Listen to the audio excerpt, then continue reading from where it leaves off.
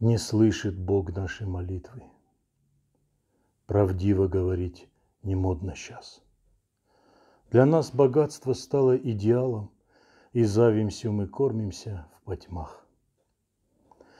Осетия, не должно тебе жить так, ведь предки наши попирали ложь, стремились к правде, к истине достойно, и честью дорожили все, и стар, и млад.